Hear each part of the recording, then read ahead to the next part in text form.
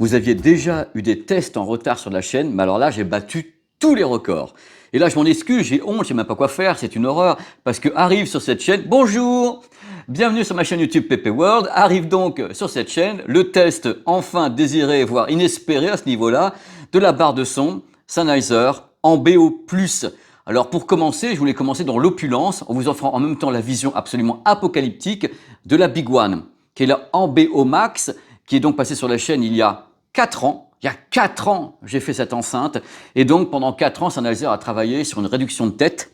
Ils se sont dit, voilà, on va en faire une plus petite, un peu moins chère. Donc, elle a perdu 1000 € au passage. Et regardez, en même temps, perdu d'embonpoint. Donc, justement, dans cette vidéo, je vais essayer de vous passer au crible toutes les caractéristiques de l'Ambeo+, et la comparer un tout petit peu avec la Big One. Moi, on va pas se mentir, regardez un petit peu la Big One en dessous. Faut pas attendre de cette enceinte qui est plus petite, plus compacte, tout à fait la même puissance que la Ambeo Max, qui était donc la première lancée par Sennheiser. Par contre, Sennheiser a toujours été très très fort avec donc un emplacement assez restreint pour balancer beaucoup de sons. Et ils l'ont peut-être prouvé avec la Plus, qui est ici. Donc, welcome, bienvenue dans le test le plus en retard de la chaîne. Non, j'en ai d'autres, vous verrez, il y en a d'autres qui sont bien en retard. Mais là, je suis super heureux. C'est pour ça que je voulais commencer avec de la bonne humeur pour essayer de me faire pardonner, messieurs, dames. Voici donc officiellement le top départ du test de la barre de son Sennheiser en BO+, qui sait tout faire et qui est plus compact, un peu moins cher quand même, un petit peu, mais ça reste... C'est parti, oui c'est parti, mais vous n'avez toujours pas eu le menu de la vidéo, quoi, parce que là j'ai commencé à vous parler directement, comme toujours, avec les vidéos qui font 3 heures. Alors au menu de la vidéo, le descriptif de la bestiole. C'est quoi exactement d'abord que en BO, s'il se trouve, on ne sait pas, hein. Après, qu'est-ce que fait cette chose, elle est équipée comment? Qu'est-ce qu'il y a à l'intérieur? Qu'est-ce que Sennheiser a placé sur ce produit pour que ça vous donne un son qui est donc spatialisé, virtualisé dans la pièce? Après, bien sûr, il y aura les essais sur le terrain. D'abord, mes impressions, ce que j'en ai pensé, et une écoute également en 3D binaural, parce que là, ça va valoir le coup, hein. Je peux vous dire par avance que, waouh! Vous allez mettre un casque et des écouteurs et vous allez juste peut-être un petit peu halluciner, je sais pas, je veux pas spoiler, je suis pas comme ça comme gars. Et après, il y aura les plus et les moins qui vont un peu résumer ce test en mettant des trucs en plus que j'ai pas le temps de dire dans le test et je les rajoute dans les plus et les moins. Il y aura après un petit comparatif, une conclusion. On va bien s'amuser parce que c'est un produit qui est hors du commun. Vraiment. Déjà la première barre de son, donc la Ambeo Max, vous voyez à l'image, est déjà hors du commun. Alors celle-ci est dans la même lignée, sauf que c'est la fifille. Rien qu'en regardant les bestioles, vous vous doutez qu'il y en a une des deux qui a quand même plus de coffre que l'autre, donc il y aura plus de puissance. Mais à la base, toutes ces enceintes, il n'y en a que deux chez Sennheiser, entrent dans le concept qu'on appelle Ambeo. Alors Ambeo, c'est une marque, entre guillemets, chez Sennheiser, créée par les professionnels, parce que Sennheiser c'est professionnel, pour tout ce qui est captation et restitution du son en audio 3D. C'est un écosystème complet. Et là, ça va vous faire marrer, parce qu'en fin de compte, en lançant cette enceinte, ils vous ont fait une fleur. Parce qu'à la base, c'est le secteur professionnel. Ils se sont dit, tiens, on va s'occuper un peu du grand public, on va faire une barre de son, justement, grand public, on va continuer à appeler Ambeo, donc Ambeo Max et Ambeo+.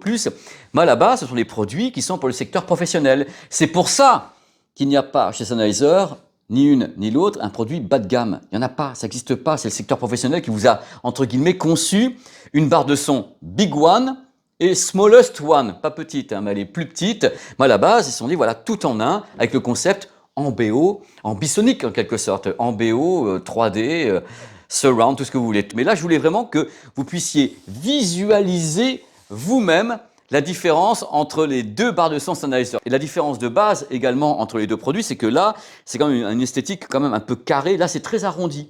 Si vous regardez bien, la Plus est super arrondie. C'est adouci, en fin de compte. Celle-ci, la Big One, donc la Ambeo Max, et la Ambeo+, ont été à la base conçus par Sennheiser qui s'est dit, bon, vous avez vu les bousins? Bah, c'est pas forcément la peine d'avoir un subwoofer. Ils avaient commencé à penser comme ça. Mais bien sûr, on peut en rajouter. Parce que vous avez à la fois les subwoofers Sennheiser qu'on peut associer et une sortie pour un subwoofer qui serait donc externe d'une autre marque, subwoofer amplifié. Voilà, ils n'ont pas une gamme de 15 produits. Non, non. Maman et fifille. Attention. Voici mon instant favori, ce moment où je prends le gimbal et je pars avec vous en immersion dans la barre de son. Donc on va commencer par planter le décor. Qu'est-ce qu'elle sait faire? Avant d'aller vers d'autres choses plus compliquées, qu'est-ce qu'elle sait faire? Eh ben, je vais vous dire ce qu'elle sait faire. Tout. Elle sait tout faire. C'est-à-dire qu'elle sait gober tous les signaux que vous allez lui envoyer. C'est-à-dire, si vous êtes en home cinéma, elle comprend tous les Dolby, Dolby Digital Plus, Dolby True HD, donc le Dolby en lossless, Dolby Atmos, ça, pas de problème, glou glou glou, je bouffe ça. Alors après, le DTS, même chose, tous les DTS, DTS HD Master Audio, tout ça, le DTS XL, GOB2. Mais il y a mieux, si vous aimez la musique, elle ne se contente pas de diffuser de la musique de façon tout à fait classique, elle peut aller beaucoup plus loin en étant compatible iRes, c'est-à-dire compatible 24 bits jusqu'à 192 kHz carrément. Donc en effet, elle peut gober la plupart des signaux ainsi que le signal Sony 360 degrés, vous savez, le système Sony pour avoir comme ça un son spatialisé, ainsi que le MPEG-H. Alors le MPEG-H, c'est dur à dire, le MPEG-H, c'est tout simplement le son binaural, le 3D via MPEG, voilà. Et également le MPEG-H, qui est un signal audio binaural 3D. Donc, tout ce que vous allez lui présenter, elle va dire « mais oui, mais je peux le faire ». Ça, c'est quand même un confort extraordinaire, vous trouvez pas? Coucou. On va parler d'un truc super important maintenant, on va parler de la connectique. Alors la barre de son qui est ici, vous me dites « ouais, la connectique doit être super ». Ben oui, elle est superbe. Pourquoi? Parce que cette barre de son Sennheiser est également une gare de triage. Regardez, il y a des entrées HDMI, donc toutes les barres de son n'ont pas d'entrée HDMI, et il y a bien sûr le port HDMI ARC et iARC. Alors pourquoi ce port est là? C'est super important, c'est une sorte de tutoriel en même temps, regardez un petit peu le bonheur.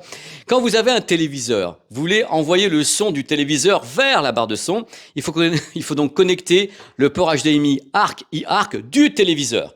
Dans ce cas-là, il va envoyer le son vers la barre de son qui va l'amplifier. Attention, truc super important, concernant le Dolby Digital, DTS, Dolby Atmos, il faut que votre téléviseur soit compatible. C'est-à-dire si votre téléviseur n'est pas DTS, il ne peut pas renvoyer du DTS. Dans ce cas-là, bien sûr, il y a une autre option avec ce produit, c'est qu'en effet, vous avez des entrées HDMI, des ports HDMI, vous en avez 2 ici. Donc par exemple, vous avez un téléviseur qui n'est pas DTS, mais vous avez un lecteur de Blu-ray qui est DTS, vous connectez directement le lecteur de Blu-ray sur l'entrée ici. C'est pas beau la vie quand même, c'est que du bonheur. Vous avez d'autres entrées également, vous avez des entrées auxiliaires avec du mini jack, entrée optique, USB, vous avez bien sûr un port Ethernet. Donc regardez un petit peu, c'est pratique, soit une connexion dite basique avec le téléviseur HDMI ARC et le téléviseur envoie le son, soit en même temps une carte de triage, vous avez carrément le choix des armes, c'est carrément du bonheur. Whoop! Bon, vous avez vu, il y a des ports HDMI, formidable. Petit complément d'information tout de même pour vous faire un peu rêver. Il faut savoir que les ports HDMI en entrée sont compatibles au maximum Ultra HD 4K 60 images par seconde. Si par hasard vous avez du 8K chez vous, il ne faut pas passer par la barre de son, il faut directement attaquer votre téléviseur en 8K. Donc, autre chose, les 2 ports HDMI sont HDR Dolby Vision, même chose, 60 images par seconde.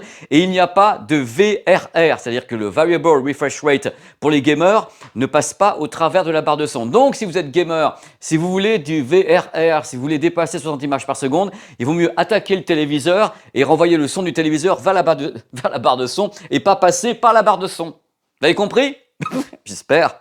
Dès qu'on commence à parler d'enceinte, de barre de son, il y a un truc qui vous intéresse et qui m'intéresse aussi, c'est le nombre de haut-parleurs. Vous allez tout savoir. 9 haut-parleurs qui sont séparés comme suit. Il y a 7 haut-parleurs parfaitement identiques, cohérence, homogénéité, de 50 mm, avec des dômes en alu. Alors il y en a qui sont pour l'élévation, il y en a 4, attendez je vais vous montrer avec le doigt. Il y en a 4 pour l'élévation dans l'espace, il y en a sur l'avant et bien sûr sur les côtés ici, pour envoyer de tous les côtés, avec une puissance totale de 400 watts. C'est ce que dit Sennheiser, ce sont des mots, sur des chiffres, c'est merveilleux.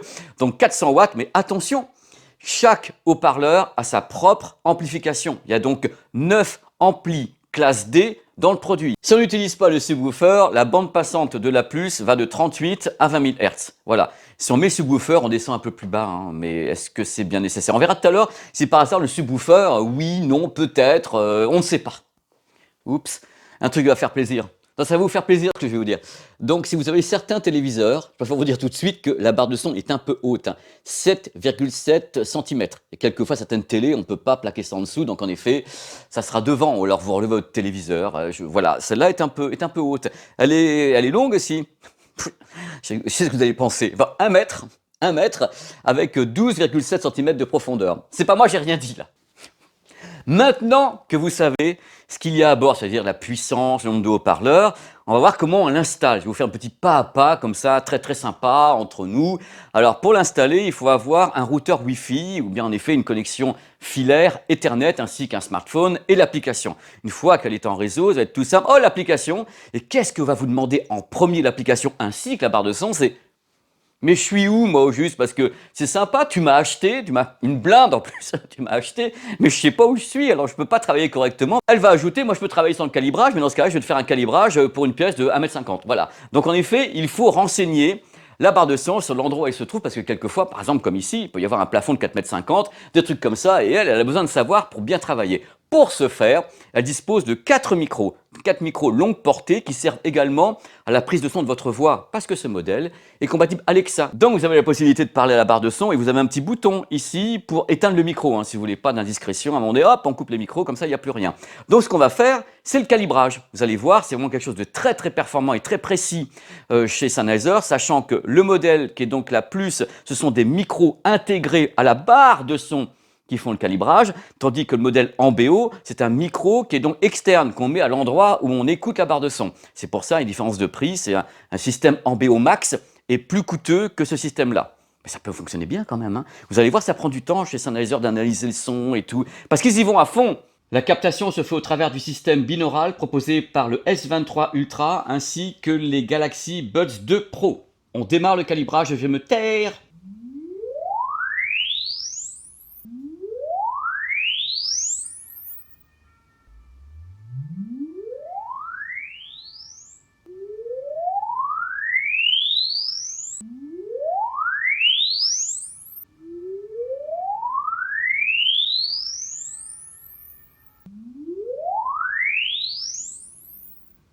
Le calcul est en train de se faire. Là, c'est carrément ma pièce qui est mappée. Regardez, il y a un mapping de ma pièce qui est fait, qui est virtualisé. Donc là, logiquement, la barre de son sait quelle est la dimension de ma pièce, sa superficie, ainsi surtout que sa hauteur. Parce que le problème ici, c'est l'écueil, c'est la hauteur. C'est-à-dire il y a 4,20 m ou 4,30 m de plafond. Alors sachez également, vous qui regardez cette vidéo, que cette barre de son a été testée dans 3 endroits différents. Il n'y a pas que ici, mais c'est ici que je tourne la vidéo. Et voilà. Oh là là là là. Mais c'est hollywoodien. C'est terminé. C'est génial. Pour le plaisir, on va se faire une petite démo proposée par l'application Sennheiser qui permet justement d'être certain qu'on a un son réellement spatialisé. C'est parti. Je démarre ça en live avec vous avec Primal. Oh la vache.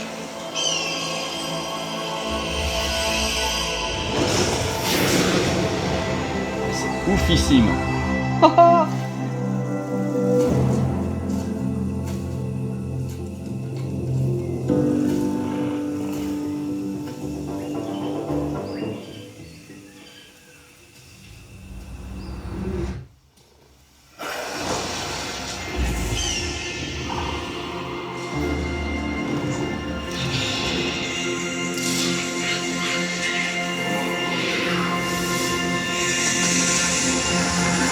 Je suis bien éclairé encore. Bon, bah ça promet pour la suite. Justement, on va passer à la suite. Mais comment est-ce qu'ils font ça? Donc on va aller un petit peu à l'intérieur de la barre de son, la partie électronique, et la façon dont ils ont travaillé avec une autre grosse entité que Sennheiser, qui s'appelle Fraunhofer.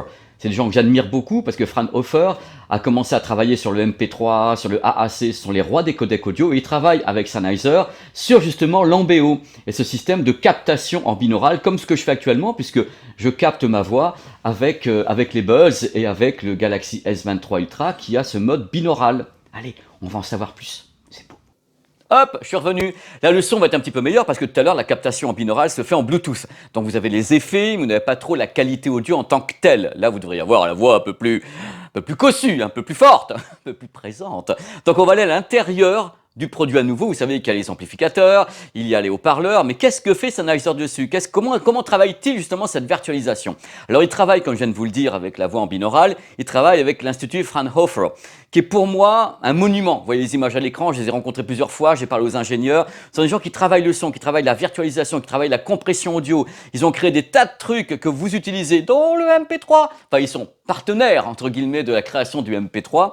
Et là, ils travaillent sur Sennheiser pour virtualiser. Parce qu'il faut savoir qu'à la base, vous voyez l'application, c'est que vous avez un mode en BO. C'est-à-dire que si vous ne mettez pas le mode en BO, vous n'avez pas ce surplus de virtualisation créée par Sennheiser et Fraunhofer. C'est-à-dire que la barre de son peut recevoir un signal 5.1 ou stéréo ou bien Dolby Atmos, DTS-X, et elle va le traiter en tant que tel, si je puis dire. Mais en envoyant le système en BO par derrière avec tous les réglages qui vont avec, donc l'égaliseur et autres, on peut donc emBOiser tout ça et utiliser donc tout le process lié à emBO. C'est le but de la manœuvre. Et ce qui est bien avec l'application, vous voyez actuellement à l'écran, c'est que vous avez le choix. Vous avez le choix de garder votre signal en stéréo, parce qu'on peut écouter bien sûr de la musique avec, vous pensez bien, elle peut rester en stéréo, et si vous appuyez sur les boutons, on peut donc virtualiser la stéréophonie. Il faut faire attention, ça dépendra des mixages, il y a des fois où vous partirez en courant, puis il y a des fois où vous partirez oh, je ne l'ai pas dit, en courant aussi, ça dépendra de la façon dont c'est mixé. Vous avez le choix, c'est ça qui est important, parce que le mode emBO peut traiter également du Dolby Atmos, des TSX, qui est déjà quelque chose qui est 3D audio. Et c'est là la magie de l'affaire, parce que l'emBO, c'est le surplus, c'est l'âme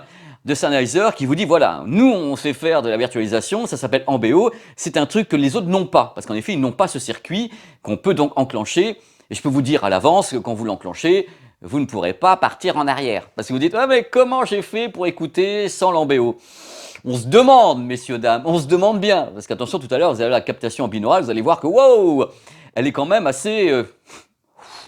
Donc au final, vous obtenez un signal virtualisé 7.1.4 canaux. C'est ce que peut délivrer cette barre de son toute seule. C'est-à-dire qu'en effet, elle était conçue pour ça. Elle balance. Elle a des haut-parleurs, elle décale les fréquences, elle décale tout, elle crée des retards dans la pièce pour que le son donne l'impression de monter, de rebondir, parce qu'elle a fait le test de calibrage. Donc elle sait où elle peut faire rebondir un son, ça peut partir par là, par là. Elle sait ce qu'elle doit faire par rapport soit à l'embéoisation, soit un signal Dolby Atmos de base, DTS, qui est déjà pré-mâché, si je puis dire. C'est super, hein, dit comme ça. Alors le truc, vous avez plusieurs modes. Sur emBO, vous avez 3 modes de virtualisation qui sont à bord, avec bien sûr une égalisation. Donc vous avez un égaliseur qui est à bord, vous pouvez toucher à tout ça, ou bien revenir à un mode classique. Vous pouvez tout enlever. Maintenant, je vais carrément envoyer tout ça, et vous faire écouter tout ça, et le commenter. Allez, on s'envoie des petits extraits captés en binaural, donc mettez bien un casque stéréo, des écouteurs stéréo, et c'est parti.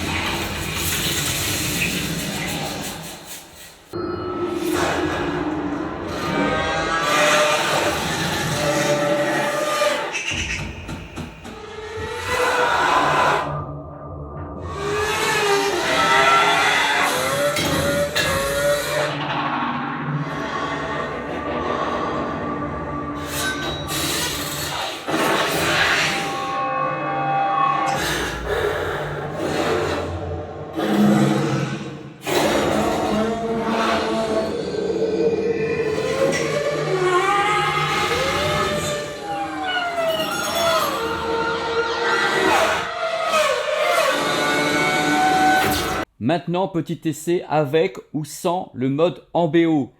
Le signal de base est Dolby Atmos, plein pot, Dolby 3 HD. On va commencer sans le mode en BO.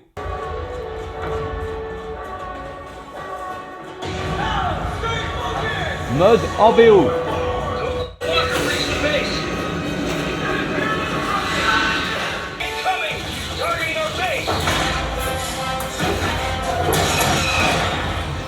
Mode en BO maintenant. The rebels have activated the uplink. Move on that position. The bombers can't help us and protect the uplink. We can't do it without those flyways. Come on! Walker! Walker incoming! Soldier down!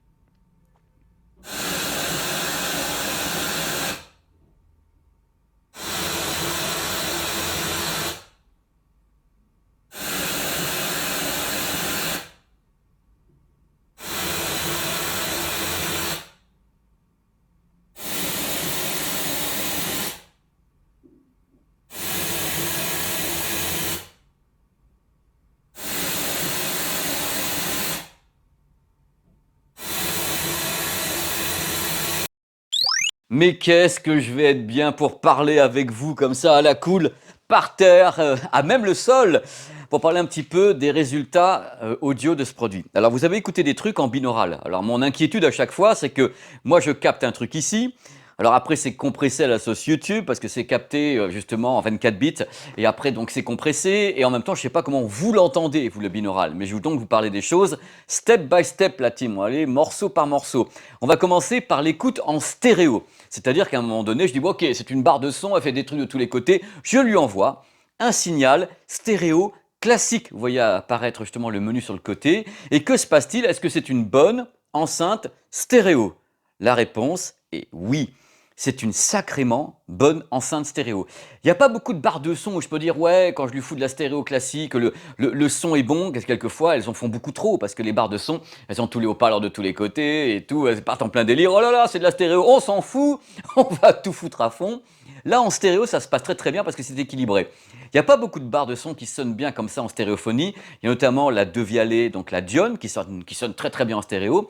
Il y a la Arc de Sonos qui m'avait beaucoup marqué en stéréophonie. Et il y a celle-là qui permet d'avoir un son qui est très clair, avec surtout, et là vous allez vous en rendre compte pendant que je parle pendant 25 minutes, une excellente présence des voix. Alors j'ai passé le nouvel album de Dépêche Mode qui est très bien enregistré, des tas de trucs comme ça, et les voix sont extrêmement claires. Et le truc important, c'est que, en effet, il y a des morceaux qui sont plus ou moins compliqués techniquement, avec plus ou moins d'instruments et autres, et là on sent que ça se mélange pas. C'est-à-dire que les fréquences sont pas en train de se taper dessus, le grave va taper sur le médium qui va bousiller l'aigu. Non, non, ça reste relativement équilibré, parce qu'il y a toujours un petit côté où les barres de son sont très expansives, mais c'est équilibré. Alors moi je n'ai pas utilisé tout le temps le subwoofer.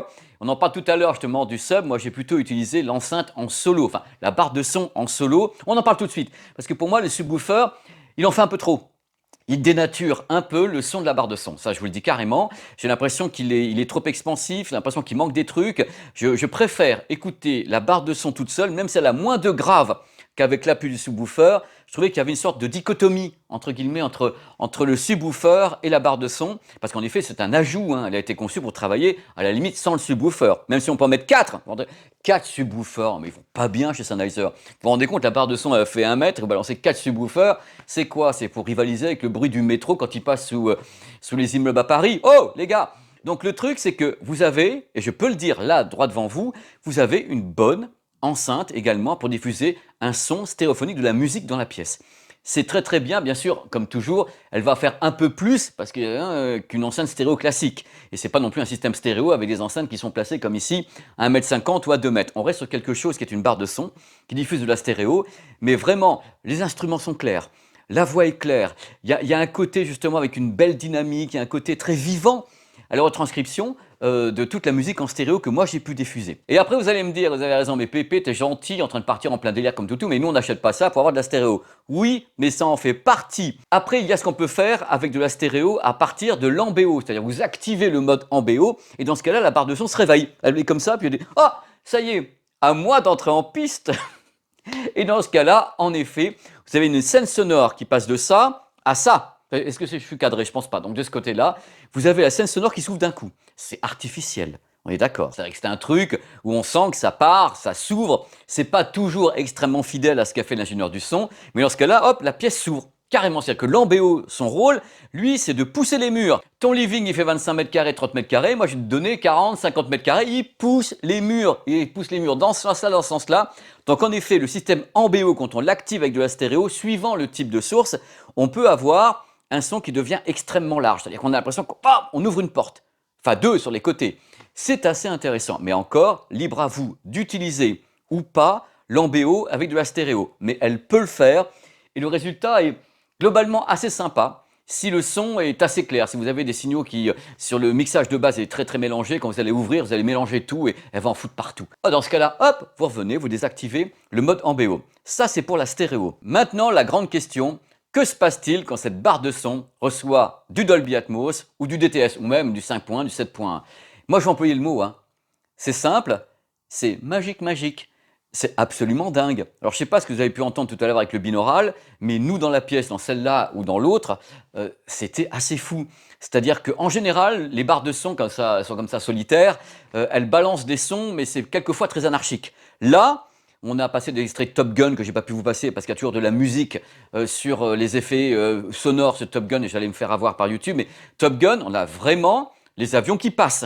C'est pas une vue de l'esprit, c'est-à-dire que vous avez une sensation non pas d'élévation, mais de survol de votre pièce. Vous êtes là, mais qu'est-ce qui se passe? Au secours, à moi les murs, la terre m'abandonne. C'est un peu ça, c'est un peu ça. Parce que ce que j'ai trouvé, c'est que c'était vachement ample.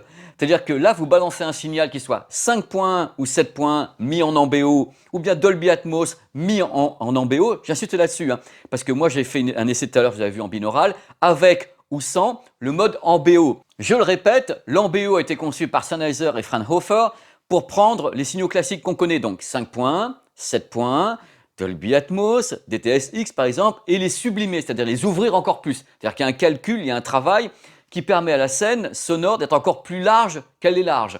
C'est-à-dire qu'on dépasse ce que vous avez dans votre pièce, c'est-à-dire que les murs se poussent, comme je vous l'ai dit. Et vous avez tout à l'heure justement l'extrait en binaural qui vous donne justement une idée de ce que ça peut faire. Au moment où justement il y a Battlefront, le gaming, et quand on met le mode en BO, on dit c'est pas possible quoi. Comment est-ce qu'on pouvait écouter auparavant? Parce que là, tout se pousse.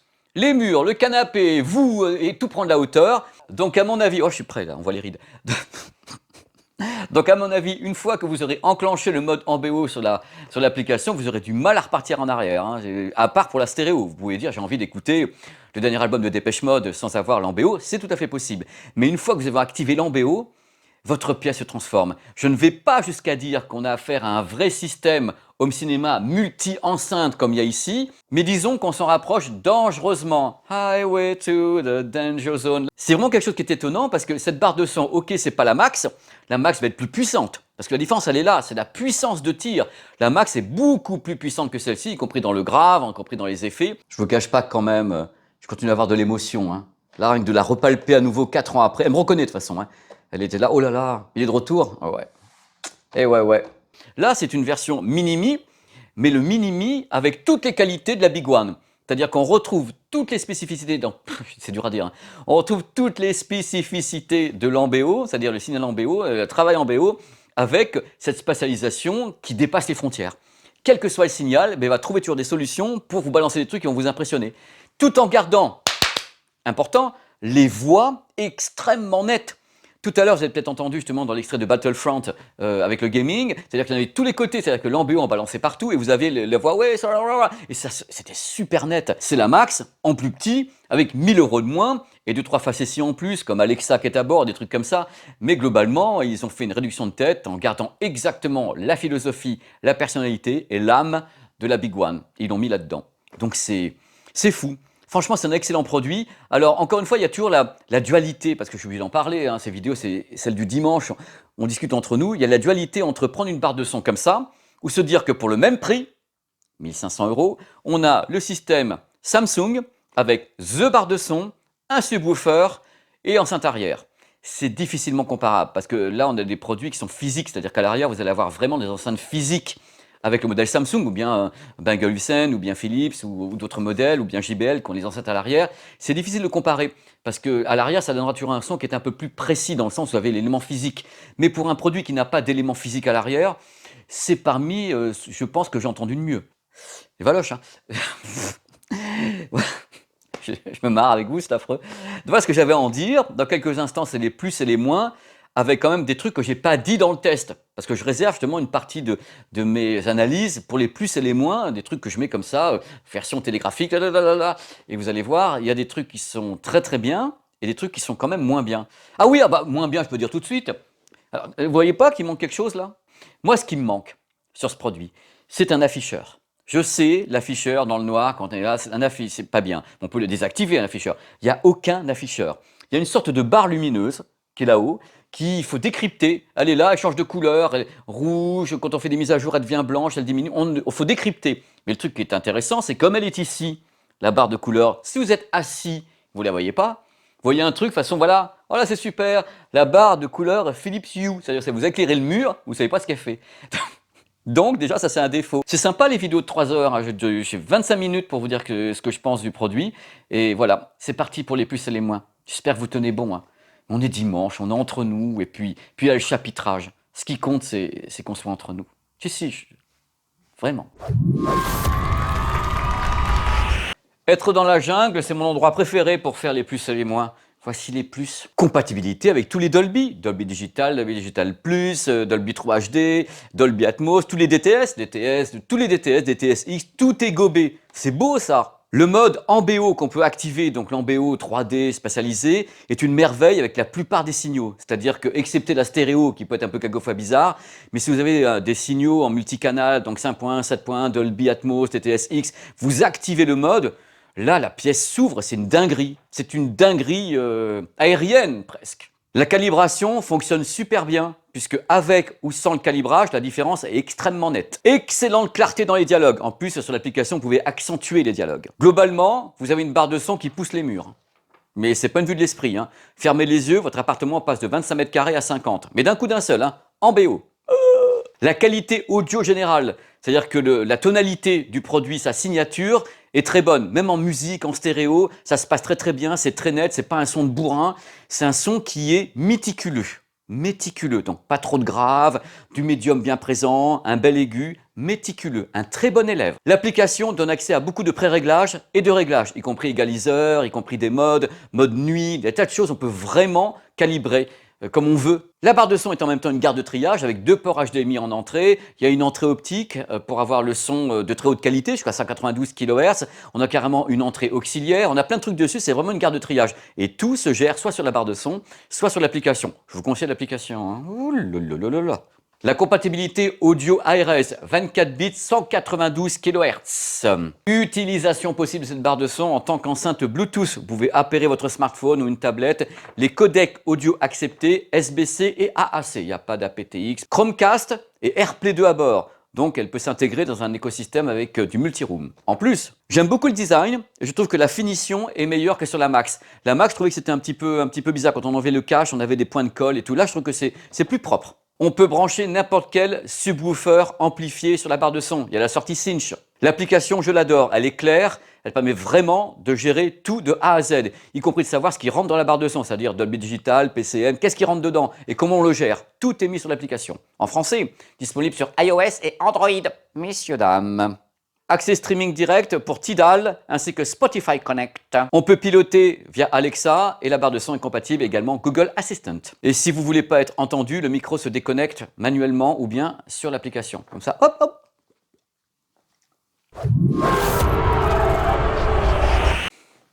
Le moment de terreur. Voici les moins. Il y en a un. Le prix, hasard, 1500 € quand même, hein, la bestiole. Et c'est, comme je vous l'ai dit tout à l'heure, le prix de certaines barres de son qui ont également le subwoofer avec, qui ont les enceintes arrière. C'est un autre concept, mais ça permet également aux gens de réfléchir. Est-ce qu'on veut un produit unique qui balance, ou est-ce qu'on veut un produit avec une barre de son, un sub et enceinte arrière? Les ports HDMI, c'est un petit peu old school cette affaire, puisque c'est limité à 60 images par seconde, 4K. Il n'y a pas de VRR pour le gaming. Donc si vous êtes gamer, je vous conseille de ne pas passer par la barre et directement vers le téléviseur, hop, directo, sans passer par maman là, la fifi. Pour moi, la télécommande, c'est hors âge. Hein. C'est-à-dire, voilà, c'est dans le bon sens, mais ça ne change rien. Elle n'est pas belle quand même. Elle n'est pas jolie. Et en plus, pas rétroéclairée, quoi. 1500 € et 2500 l'autre. Pas de télécommande rétroéclairée, enfin pas à ma connaissance, non, non. Et c'est voilà. Quand même, pas d'écran sur la barre de son, aucun écran de contrôle, pas de menu à l'écran, c'est-à-dire que quand le signal vidéo transite de la barre de son vers un téléviseur, il n'y a pas de menu de la barre de son à l'écran. Il n'y a pas tout ça. Tout est sur l'application, ou bien sur les quelques touches tactiles qu'il y a sur la barre de son. On ne sait pas trop ce qu'on fait, mais on appuie. Il y a une barre lumineuse sur le haut de la barre de son, on ne sait pas trop ce que ça veut dire, et en plus on ne peut pas la voir quand on est assis. Coucou, Sennheiser. 7,7 cm de hauteur, ça fait beaucoup pour certains téléviseurs. Elle ne pourra pas rentrer en dessous. De vous à moi, on pourra en parler à l'envi. Je trouve que concernant ce produit, le subwoofer, celui de Sennheiser qui est ici, n'est pas nécessaire. Je pense que la barre de son travaille très bien toute seule. Voilà, vous avez eu les plus et les moins. Je repars de ma jungle. Voilà. Oh là là. J'espère que ça vous a plu. Je me devais terminer cette vidéo comme elle a commencé, en vous proposant à nouveau cette vision absolument incroyable des deux seules barres de son en BO existant dans le catalogue Sennheiser. Donc on va terminer cette vidéo exactement de la même façon que je l'ai commencé, en vous disant au revoir, en vous remerciant d'avoir regardé cette vidéo, en vous disant à très vite sur cette chaîne YouTube. Il y a encore plein de trucs qui arrivent, je suis en retard sur tout, mais je vais revenir. Au revoir et à bientôt. Merci pour tout. Bisous. Une barre tous les 4 ans, ils ont le temps de bosser quand même, non?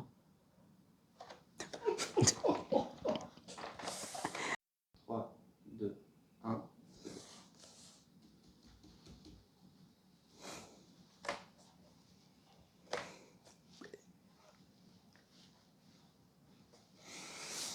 Pouette. Coucou. Le meilleur stage de votre vie. Non, j'ai pas réussi à attraper encore. Ah, pourquoi? J'essaye de l'attraper sans la rayer. Ça va, Valentin? Vas-y. Là, ça tourne, Valentin.